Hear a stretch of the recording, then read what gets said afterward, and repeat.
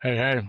Um, Welcome to the fourth editions of Confession from the Backseat of a Country Boy from Georgia. I take a lot of pride in this one in the sense of it makes me feel good because I told you guys about the guy who I worked for on the farm who taught me the value of a dollar basically by getting free labor out of a child, right? That guy. Sam, fuck you. Anyway, here's another story about that guy on that farm. One of my most satisfying days. Again, I know that's somebody's dad and grandparents. I don't care because you did wrong. So you're lucky. Anyway, I want to get off on that. Yeah, like I said, I take pleasure out of this one. Sam wasn't a fair man. He worked the crap out of us, man.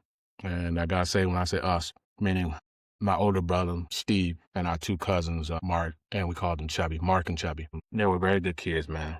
Good cousins, loved them. We all hung out all the time, did all this hard work together on this farm. And I gotta tell you, we'd always talk about like all the good things we were going to do in life when we get married. I'm not going to have sex with my wife every night. I'm not going to make her feel like a slave. I'm not going to have her doing all this. I'm going to be a good husband. We used to talk like that as, young men because we worked hard. We were like 12, 13 years old because that's all we did was just work hard and be around grown ass men and shit. And I got to say, I mean, don't get me wrong. I'm thankful that I learned to learn to appreciate hard work and it brings good things to you. But again, back to this story, one of the greatest days, it was the summer, one of the hottest days of the summer. And our grandfather, we were all wanted to, all me and my cousin, my brother and my cousin, we all wanted to like just go play in the water and just, just run the woods and hunt and just kind of just be kids, man, adventurous, with a lot of land. So we could hunt, we could fish, we could do all kinds of things, man. We had all kinds of animals, but we were trapped every single day, working 10, 12 hours a day, working our ass off. That was our summer, even from pulling weeds, man, to like we had peanut fields. We had to walk down the rows and pull the weeds out. Anyway, that's why I keep saying that. Anyway, but that was a lifestyle. So we're all working, right? And we're all complaining that day. And we're all just like, he's at home. We're out here in the heat. It's hot every day. So we're all working, right? And what we're working on is like, there's some peanut pickers and he's trying to get them kind of, I guess, you go and get a tune up for a peanut picker, loosen all the bolts, grease all the stuff and whatever, make sure it's working right. And there was one in particular that hadn't been working for a while. And he had told us what things to take off and do first. And we noticed under the big chute where the actual everything would come out of, we're boys. So we're all like all over the place. Two of the cousins working on one right beside us and two, and me and my brother working on this one. So I look up under the chute thing and there's a huge, when I say a huge wasp nest on this corner over on this side, and then there was another over here. So I'm like, I back away quietly. You can hear them.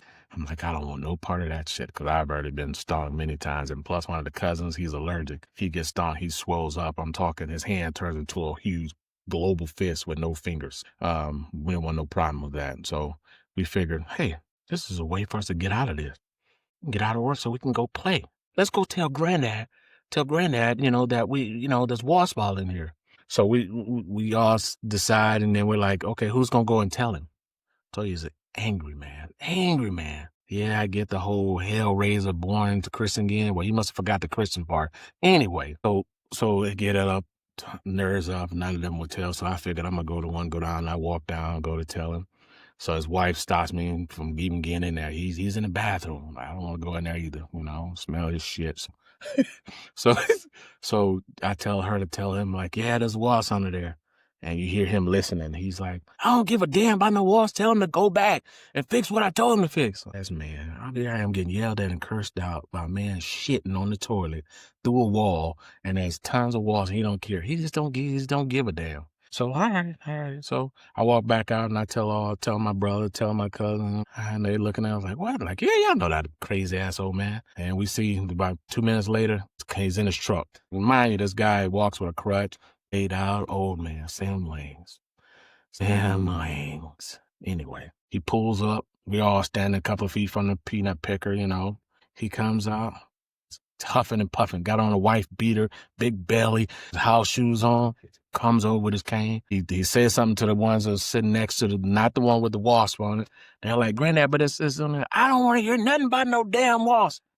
If I hear something about a wasp, and he bangs on the damn thing with the wasp underneath. And when he banged on it, I felt like time just froze. Boom, boom. Me and my brother looked at each other. Cousin looked at each other. And it felt like time was frozen. He was still like, we were like looking at each other. This motherfucker's crazy. Sorry, excuse my language. But anyway, and instantly, within a second, we all split and broke and ran. I turned around, look over my shoulder, because I'm at the back of his truck. And I look back and I see him swatting. And he's stumbling, hitting the peanut picker. These wasps are eating his ass up. And I'm like, I instantly just started laughing because it felt so good. That's a bitch, man. So he's fumbling, help me, boys, help me.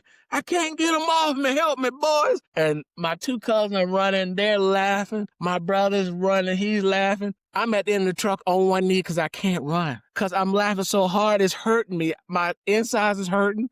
My chest is, I can't breathe.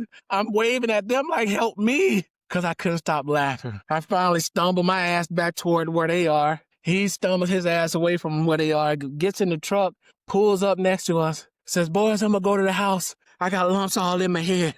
They got me pretty good. He was swelling up. Oh, I kept it together long enough so he can roll that window up and roll back by, and then I just started crying, laughing again, and I instantly couldn't catch my breath. And we didn't have to work that evening, but I know some of y'all said I should go to hell for laughing at that old man, but you don't understand. I just need to be learning. The lesson of the day is this. When kids tell you something, pay attention. Not all of it is foolishness. And look before you go banging on shit. Help me, boys!